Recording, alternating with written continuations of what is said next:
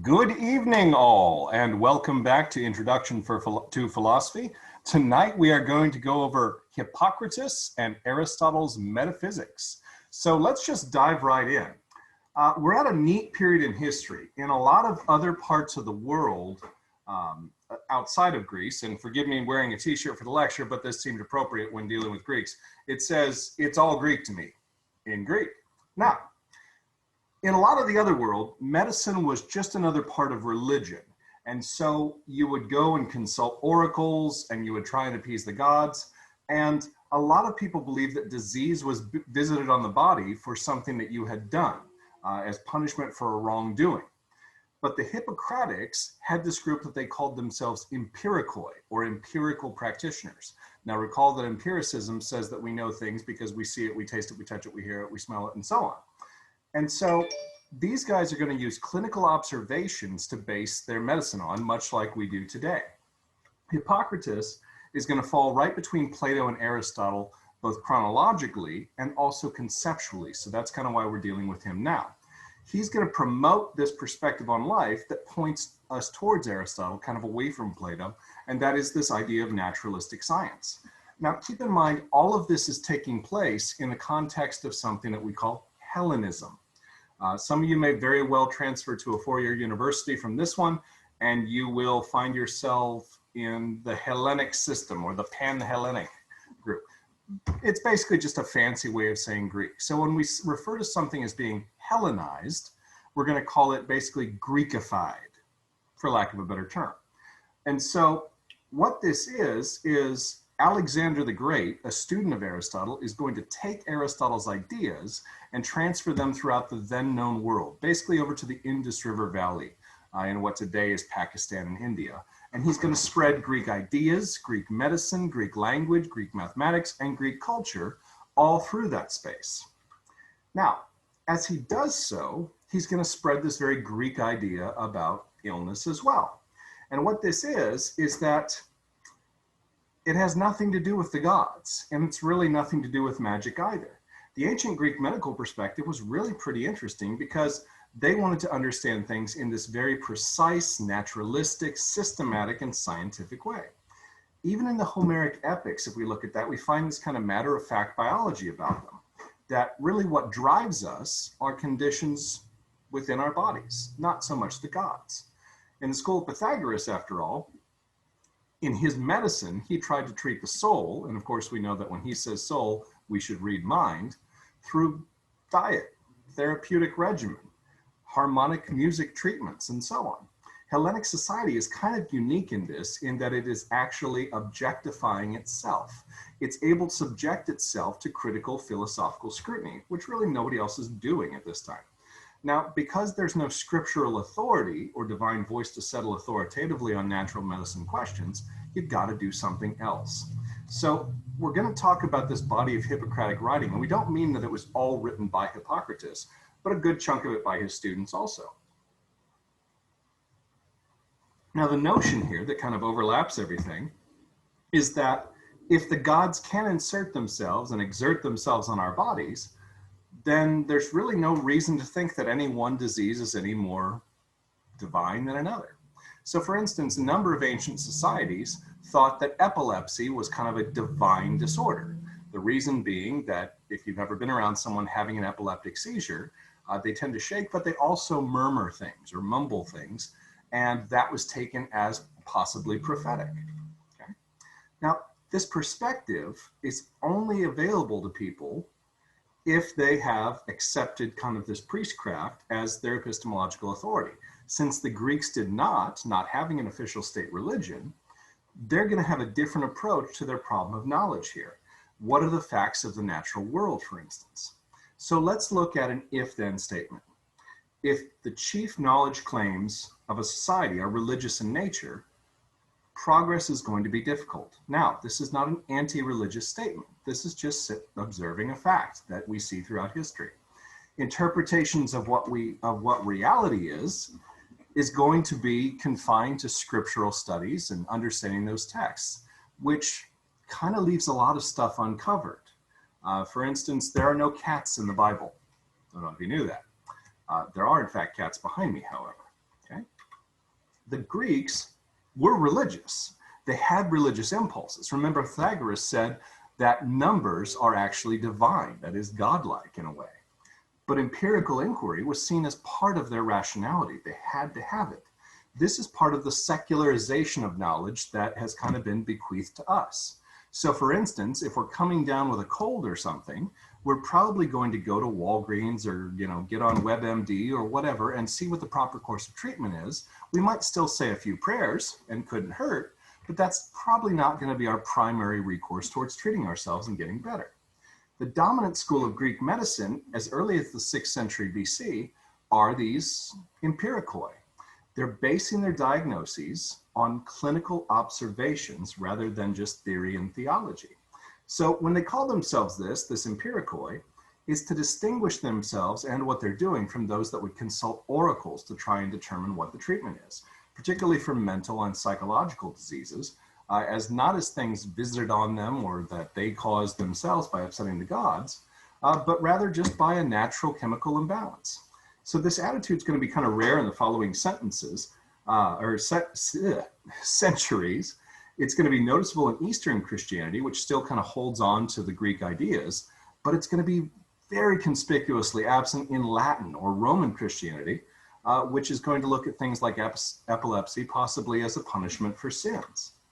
Now, if we want to promote the health and the well-being of the body, at some point in that conversation, we have to ask ourselves, what is it exactly that controls the affairs of the body? So we're going to look at things like that. Even as recent as Aristotle, you really don't get this sense of the body as a set of integrated systems. So we have our circulatory system and our reproductive system and our integumentary system, our skin, the biggest organ in the body, by the way. You just don't see that with the ancients. And so in the Middle Ages, this is going to change a little bit, but the Hippocrates are going to be correct in saying that the brain seems to be the part of the body that controls thought and that organizes the rest of it.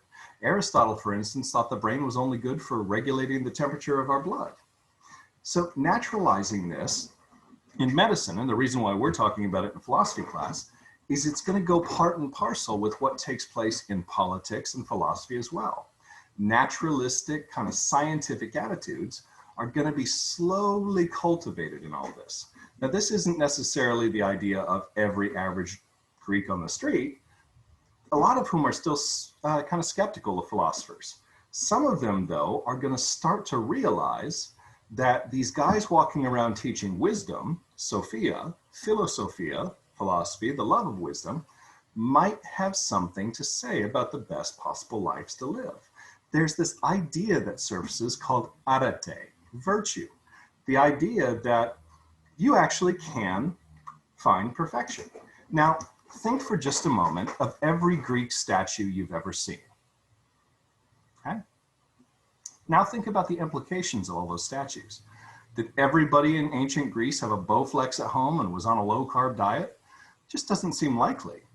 What if instead the notion was that we can perfect ourselves, and so we're going to display the perfection that we seek? Same kind of idea in those statues, but in this context, it's we can perfect our minds, we can perfect our thinking, and the way in which we view things. That's going to be really the project that Aristotle is going to pick up and run with. So let's jump right in there. Aristotle, just a super bright guy, wrote prodigiously. He opened his metaphysics with this observation. All men, and remember ladies, you're included in this, men in the sense of anthropos, when humans, people, us, all men by nature desire to know. An example is the delight we take in our senses. For quite apart from their usefulness, they are loved for their own sake and none more than the sense of sight. Now, if we look around ourselves, we paint stuff, we wear stuff, we like stuff.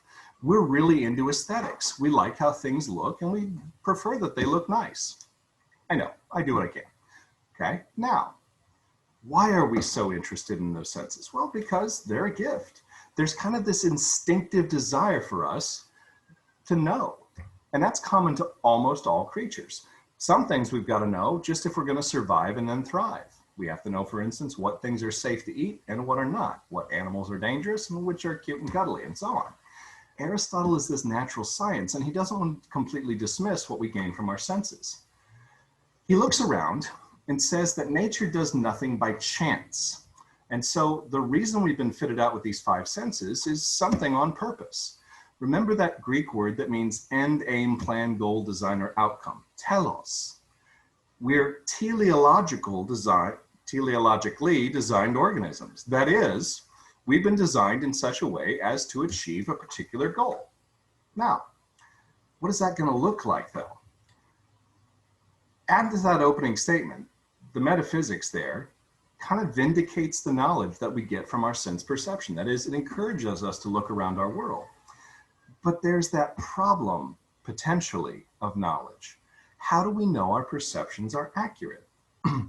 In his work on natural animals, Aristotle says, look, just about everything is going to have some level of intelligence or cognition. And most of the animal kingdom is going to have pretty rich perceptual powers that go beyond elementary sensory functions. However, they don't have something we have. And that, for Aristotle, is rationality. He says we're animals, but we are the rational animals. So this kind of leads us to his understanding of the various powers that the kingdom, the animal kingdom that is, has, and how it fits in with a scheme of classification. One of the things that Aristotle pioneers, among numerous things, is taxonomy. Taxonomy was when you were in biology class back in high school, and they went through the kingdom, class, order, phylum, genus, species, which I probably got out of order, but I don't teach that subject, so it's not a big issue. How do we know how to put in which of those categories? So Aristotle begins with the kind of question a scientist might naturally ask with this. How do you divide the animate, that is living, from the inanimate? Now remember that word anima is kind of the same as psyche. It's a Latin-based word which meant something like soul, and in the context of the Greeks, we need soul means mind. Okay? What's this fundamental power? The Greek word is dynamis, in virtue of which a living thing has life. What is it about the soul, that is the psyche, the mind, that makes life possible in the first place? So the basic powers of life are nutritive, we take in nutrition, reproductive, we make more of ourselves, and locomotive, we're capable of moving. Even some plants have that last one. My wife has morning glories planted outside, and they grow in the direction of the sun, and they open when the sun comes up, and they close when the sun goes down. They're really kind of cool to watch. Animals get further differentiated, though, because we also have the power of sensation. If I get crazy with the lawnmower and I'm coming towards those morning glories, they can't get out of my way, and they're probably going to end up getting cut down, and I will get yelled at by my bride. But we can act consciously in response to things in our environment, hopefully. Now, so to these basic functions, nutrition, reproduction, locomotion, we add sensation, and Aristotle says these are all powers of the mind, meaning the psyche. This is kind of this generic term as Aristotle understands it, meaning everything that's life-giving and life-sustaining. In other words, if you stop taking in nutrition, if you stop reproducing, if you stop, what was the last one there, moving, well, you're probably going to stop altogether. In other words, you're going to die, okay? With more complex animal forms, he adds the power of problem solving. If you've taken psychology, you may have read about studies, I believe they were conducted by Tolman, where lab rats and mice could navigate mazes in order to press a lever and be rewarded with some kind of food. Aristotle says a lot of the natural kingdom, a lot of the animal kingdom rather, has this power of kind of problem solving. Aristotle says though that what we have that's distinct from them, it's usually translated in English as reason. But the word he uses in his treatise on the soul is epistemonikon, okay? Recalling that episteme is that word for knowledge.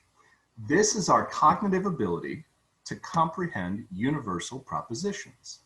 So we might say that if we were back on campus and I made my way to the faculty break room and I ate a donut that was not purchased with my consumption of it in mind, that would be a very minor and probably fairly petty form of theft. If we were back in the classroom and I were to approach your desk and take your pen and say it's nicer than my pen and pocket it, that likewise would be a form of theft. If I were to go out to the parking lot adjacent to my home and take a car from there that it's not mine, that would be a rather serious form of theft. Now, all three of these things are theft of varying degrees, one a little more serious than the others. Now, that said, our ability to identify all three of those things as theft, or as anything else that they might be, that's the gift of epistemonikon. That's something that I can do, but my German Shepherd sitting outside really can't manage to do. Epistemonikon is a special feature of our rationality. It fits us also for the rule of law.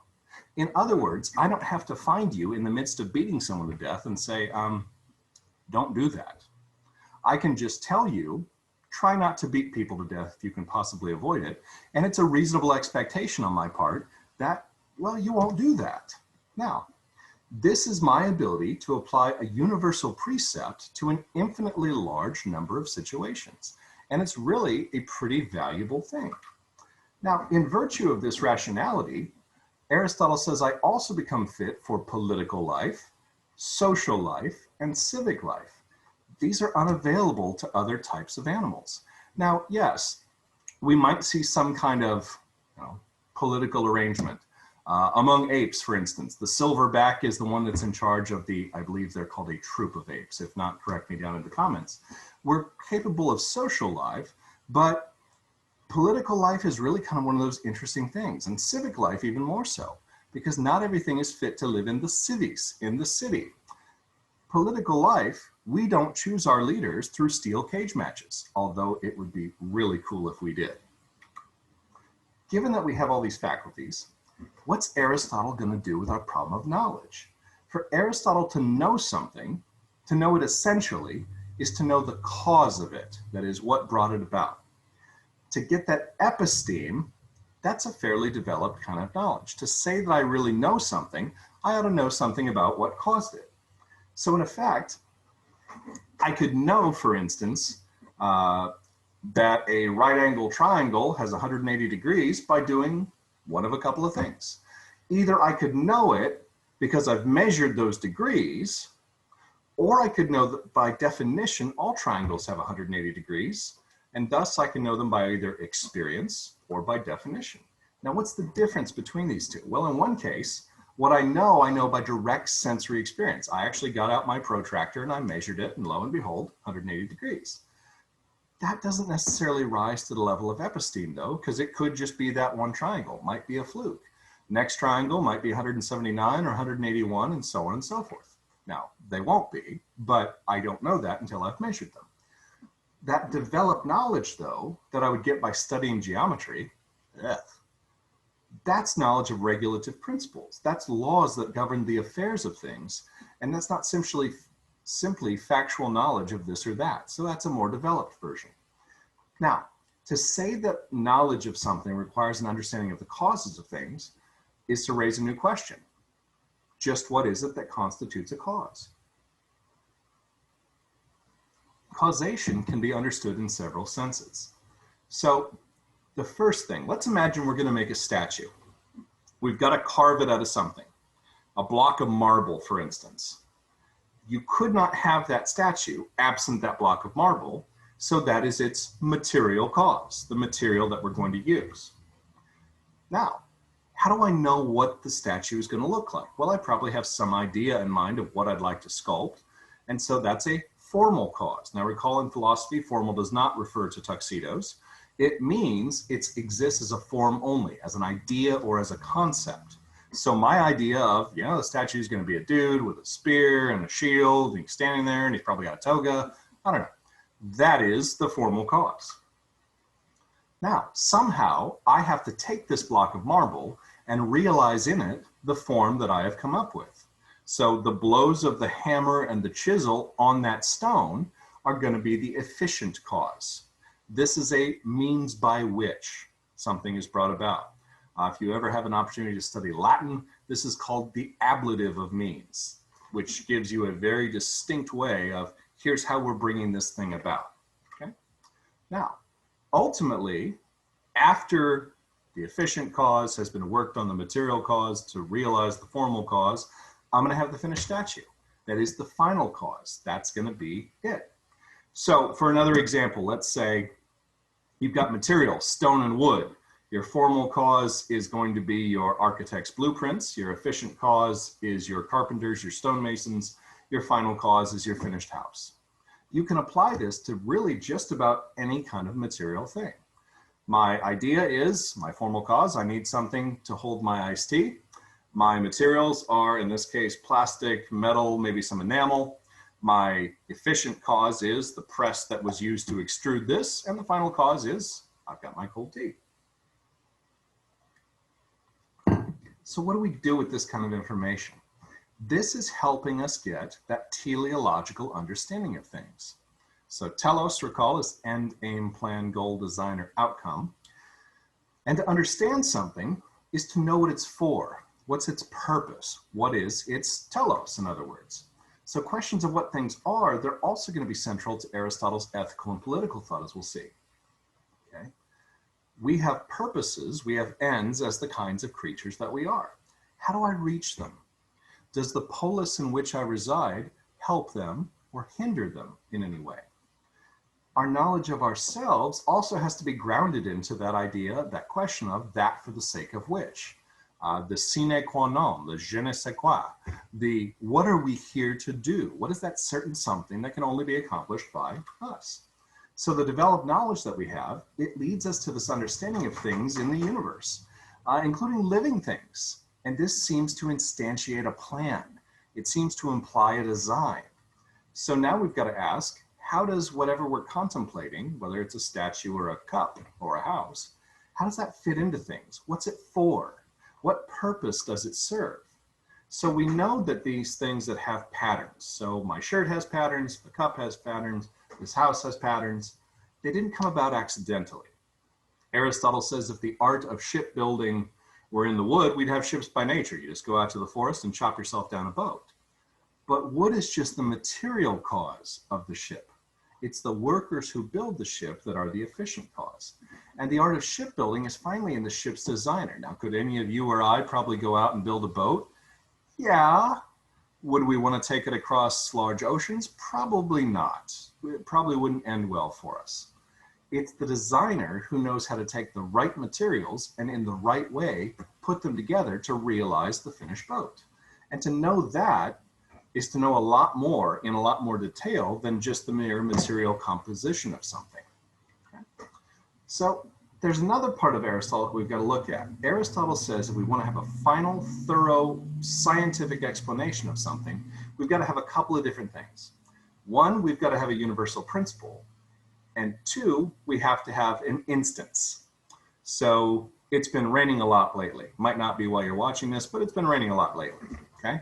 Lightning struck outside my house a couple of days ago. Now I know that when lightning strikes, it's an atmospheric discharge brought on by a positive balance of electrons in a precipitation-rich environment, okay? That's kind of that universal law bit. The lightning strike I saw, and ooh, was it cool, that was merely the particular instance. So I have a scientific explanation of that individual particular instance. And Aristotle would say, I don't fully understand something unless I can show it to be a particular instance of some universal principle. Okay? Now, one of these things that's going to be kind of a qualifying statement for us. When Aristotle's writing on biological subjects, as well as psychological and social things, he gives us this qualifier. The phrase he uses in Greek is hosepi poulou. It means something kind of like by and large, for the most part, sort of kind of maybe, 9 times out of 10, and so on. Now, when we use these qualifiers and statements, we'll say, you know, this works 9 times out of 10, or 99% of the time. Now, why do we do that? Well, because of that 1 time out of 10 it doesn't work, or the 1% that it fails, we want to have accounted for that. We want to not be on the hook for those types of things. And so Aristotle says, expect precision only to the extent that the subject at hand admits of it. If I had only ever seen one lightning strike, I might come up with a vastly different theory than the scientific explanation I gave a few minutes ago. When I look at these complex social, political, and moral phenomena, I got to look for general precepts that are right, by and large, for the most part, 9 times out of 10, hosepi poulou. So what Aristotle is giving us here is kind of the way that we're going to move forward. We're going to look at this very, very Aristotelian approach to things, and we're going to find some stuff of really lasting value. And this is going to keep coming back to us. So that's as far as we are going this evening. I hope you found this interesting. As always, submit any questions you may have in the discussion, and I will talk to you soon. Bye-bye.